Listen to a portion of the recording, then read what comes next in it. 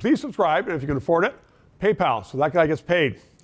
A lot of people look at Poilievre and they read the Toronto Star and they say, yes, he's too strong, too opinionated, too combative. Ginny Roth is an active conservative. She is a partner with Crestview Strategies. She joins me right now because I want to put the question to you. Can you win the next election? Of course. I mean, it's not, look, the polling's looking good. We can get into that. Yeah. But for me, that's not all that it's about. That can all change. That can all change.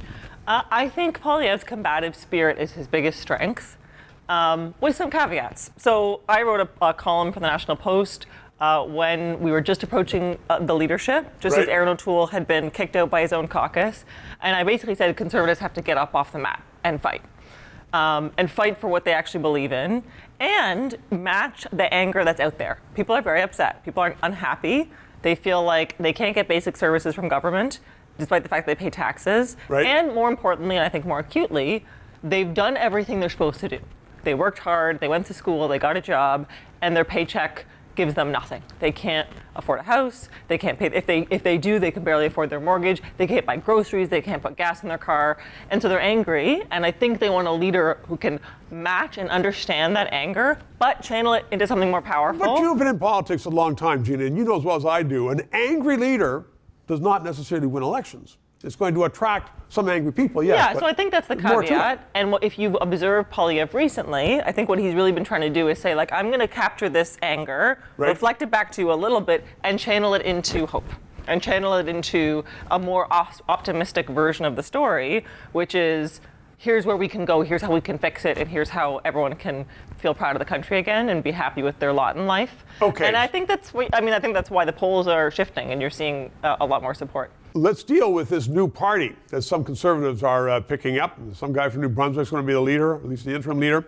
And prominent Conservatives, some of them, like Peter Kent, former minister, says, I'm going to join that. And I'm told they are saying, well, it's more moderate. It's more like the party would have been with Charest. So is there room in Canada? And obviously you're going to say yes, but for a party that's got opinions and a little bit to the right of center, at least it's strong, as opposed to a middle-of-the-road party? I think that there are some Liberals who feel frustrated that Justin Trudeau is so obsessed with cultural progressivism and woke. far left-wing woke politics, and who are like, I want the Martin sort of era of balanced budgets. But frankly, honestly, when I talk to those people, we're on Bay Street, we're filming this downtown Toronto, people who work down here on Bay Street who will vote like liberal, conservative, they're corporate friendly, those guys are going to vote for Poilievre because they think this is the guy that's going to rein in the deficits. It's about time we get on the right path. Ginny Roth, thank you very much. 3 minutes. Liberties and freedom of speech are under attack in Canada like never before. So let's keep this discussion on the air.